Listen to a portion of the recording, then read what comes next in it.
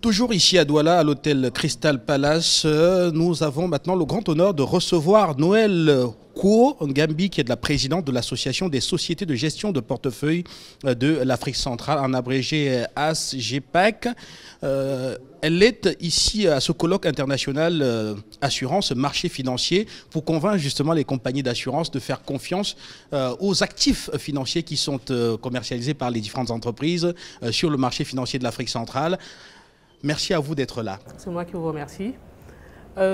Effectivement, nous sommes sur ce colloque aujourd'hui pour attirer davantage les compagnies d'assurance vers les marchés financiers. Elles sont déjà présentes, mais comme l'a fait constater le SG de la CIMA, pas suffisamment. Elles se reposent encore beaucoup sur les produits classiques tels que les dépôts bancaires et se plaignent derrière d'une absence de rémunération conséquente. Les marchés financiers aujourd'hui apportent une alternative intéressante, non seulement en termes de rentabilité, de liquidité et de sécurité, les principes de base même de la compagnie d'assurance.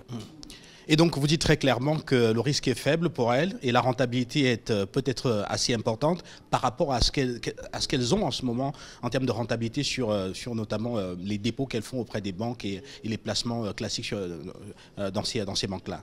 Oui, le risque est maîtrisé parce qu'elles vont aujourd'hui bénéficier de l'expertise des sociétés de gestion de portefeuille qui sont agréées et qui sont spécialisées dans ce type de métier, accompagner justement les sociétés d'assurance vers des placements financiers qui correspondent à leur profil de risque et de rendement.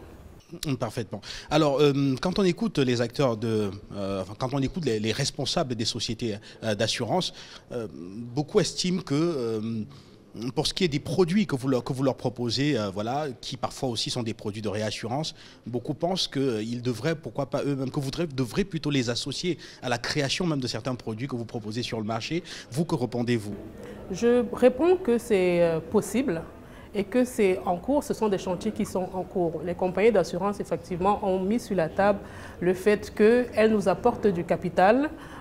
Donc, elles nous apportent notre fonds de commerce pour exercer. Et qu'est-ce qu'elles gagnent en retour? Ce qu'elles gagnent en retour, en réalité, c'est que nous, en tant qu'experts de la gestion d'actifs, nous pouvons créer en association avec elles-mêmes des produits qui sont destinés, des produits hybrides, qui sont destinés aux clients de sociétés d'assurance et aux clients de sociétés de gestion. Donc, faire un partenariat gagnant-gagnant, créer ce qu'on appelle des produits annuités de compte où un client qui vient de souscrire à une assurance vie, par exemple, peut bénéficier derrière des rendements des marchés financiers.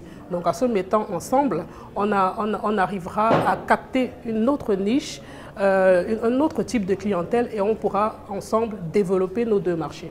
Les compagnies d'assurance ont une double casquette. Ce sont des investisseurs, mais aussi des émetteurs sur le marché financier. On venait là tout à l'heure d'évoquer la casquette justement d'investisseurs avec la possibilité d'acheter des actifs financiers que vous commercialisez.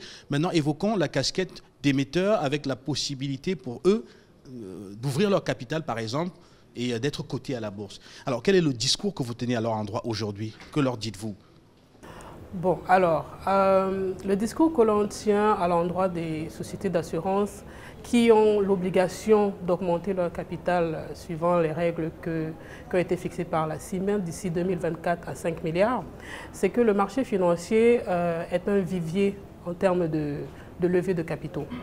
Ce sont des capitaux qui vont leur permettre de se développer, mais également de respecter la réglementation qui leur est imposée. Sur ce marché-là, il y a d'abord le principe de transparence.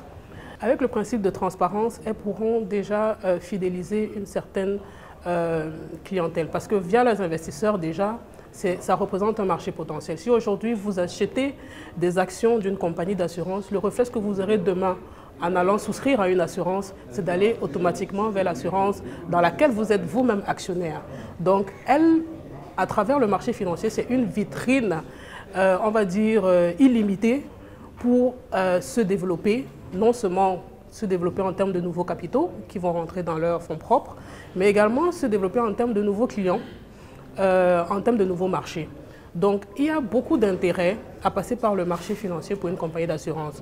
Aujourd'hui, on compte une société de réassurance cotée en bourse et elle ne cesse de vanter les avantages de cette opération-là d'entrée en bourse. Elle a beaucoup plus de visibilité, elle a beaucoup plus de crédibilité, que ce soit sur le plan national que sur le plan international. Mais au-delà de tout ça, en fait, il y a une pérennisation de la société en question. parce qu'elle survivra derrière aux actionnaires qui ont fondé la société et pourra continuer de vivre sur des centaines et des centaines d'années parce qu'elle a des actionnaires qui viennent de toutes parts, de tous les coins du monde, de tous les coins de la sous-région et qui sont divers types d'actionnaires. Donc, on leur demande très humblement de venir sur le marché financier. On sait qu'elles sont réfractaires parce qu'elles tiennent à leurs biens. Elles ne veulent pas qu'il y ait une intrusion, entre guillemets. Mais c'est un mal pour un bien, je dirais, parce que derrière, en fait, il y a beaucoup d'avantages qui seront d'ailleurs expliqués tout à l'heure. Il y a beaucoup d'avantages à venir sur la Bourse des valeurs mobilières d'Afrique centrale. Alors, donc on estime que parfois le procédé peut être long, sans compter également le fait qu'il faut mettre complètement à nu la comptabilité de l'entreprise. Pour ceux qui ont un peu peur, que leur dites-vous concrètement? Pour ceux qui ont un peu peur, je leur dirais, pesez le pour et le contre. Comme je disais tantôt, il y a beaucoup d'avantages. Et je n'ai pas cité le levier fiscal. Parce qu'en entrant en bourse, il y a des exemptions en termes de fiscalité dont elles pourraient bénéficier et qui pourraient contribuer à davantage développer l'entreprise. Être transparent n'est pas forcément une mauvaise chose. Être transparent, en fait, vous permet de grandir et d'avoir des investisseurs de qualité dans votre conseil. Donc, c'est important pour elles de passer cette étape-là où tout est fermé. Aujourd'hui, c'est la globalisation, où tout est fermé, et d'aller vers justement cette ouverture-là, de sorte à avoir un peu plus grand pour leur marché. Et je pense que via le marché financier, elles ont également une responsabilité de contribuer au développement économique de nos pays. Et si elles entrent en bourse, c'est une façon parmi tant d'autres justement de faire ce pas-là et de contribuer à leur manière. Et derrière, il y aura forcément un retour. Plus nos régions se développent, plus il y a du business pour les compagnies d'assurance. Donc, c'est un tout, c'est une vision à long terme. Il faut sauter le pas. Du point de vue de la notoriété, ce qu'une entrée en bourse signifie pour une entreprise, est-ce que vous pouvez davantage nous en dire? Parce qu'on a écouté le directeur général de la société commerciale gabonaise de réassurance dire combien est-ce que l'entité brillait depuis qu'elle a intégré ce marché financier de l'Afrique centrale via la BVMAC, et aussi même que la notation financière de l'entreprise avait été profondément améliorée du fait de cette entrée-là. Alors concrètement, que dites-vous à ces acteurs-là qui sont appelés aujourd'hui concernant cet aspect bien précis? Donc je pense que c'est un bon point. La notoriété, effectivement, elle est garantie lorsqu'on ouvre son capital via le marché boursier. Pourquoi? Parce que déjà, lors de l'opération de commercialisation, donc lorsqu'on fait l'IPO, comme ça s'appelle, donc l'opération d'ouverture de capital, il y a un exercice auquel se prêtent les sociétés qui sont responsables d'arranger cette opération, le roadshow. C'est ce que d'ailleurs la SCGRI a fait. Ils sont passés dans plusieurs pays de la zone CEMAC et même à l'étranger pour vendre l'action SCGRI. Et avec une telle opération, ça vous donne de la visibilité forcément. Les compagnies d'assurance aujourd'hui, qu'on ne connaît que peut-être sur le plan national, elles vont rayonner sur le plan régional et sur le plan international. Donc, il y a déjà cet exercice-là. Mais le fait qu'elles soient cotées en bourse et qu'il y ait cette exigence de transparence va faire en sorte que les investisseurs existants et potentiels du marché reçoivent régulièrement des informations financières et commerciales sur la société en question, ce qui fait entre guillemets de la publicité gratuite. Donc, et ceci, ça va perdurer tant que la société est cotée en bourse. Tant qu'elle est cotée en bourse, cette publicité gratuite va perdurer et elle va bénéficier en termes de notoriété de cela et pouvoir justement prétendre à s'étendre au-delà des frontières nationales ou régionales. Merci beaucoup à vous, Noël Kwaongambi.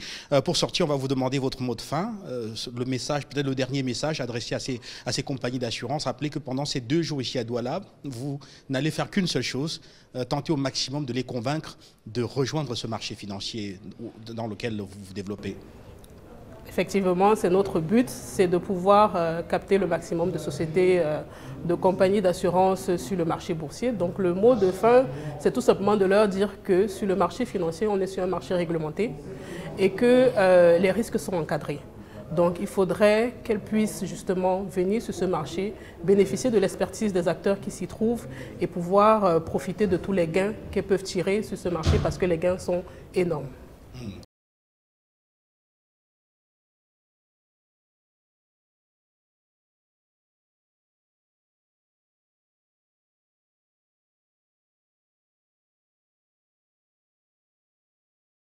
Oui, c'était à l'endroit des organisateurs et notamment du régulateur des compagnies d'assurance. C'est une excellente initiative que vous avez eue là. Elle est à féliciter. Nous espérons qu'il y aura des prochaines éditions parce qu'on est en train de passer là par un exercice d'éducation financière et boursière et il faudrait juste persévérer dans ce sens de sorte à ce que les compagnies d'assurance soient complètement rassurées et qu'elles puissent se tourner vers les marchés financiers en toute connaissance de cause. Parfaitement, merci à vous. Et rappelez que la sensibilisation peut-être devrait s'éteindre au-delà des compagnies financières. On sait que l'éducation financière dans les pays francophones reste un challenge. Vous y travaillez très certainement au sein de votre association. Et cela devrait se faire pour le bien de tous. Parce que plus d'argent mobilisé par les investisseurs, c'est plus de croissance générée. Tout à fait, c'est exactement ça. Merci. Merci beaucoup. Merci aux téléspectateurs de la télévision panafricaine. Nous restons au Crystal Hotel, voilà, et nous attendons encore plus d'invités ici pour comprendre comment est-ce que les compagnies d'assurance pourraient facilement donc intégrer ce marché financier de l'Afrique centrale et ce que gagneront notamment à nos concitoyens à travers ces sommes d'argent qui vont être injectées dans l'économie et qui pourraient permettre à chacun, pourquoi pas, de tirer profit via son activité à travers voilà, le mécanisme notamment voilà, qui pourrait régénérer, permettre à ces fonds d'être régénérés, pourquoi pas. Merci à vous et à très bientôt.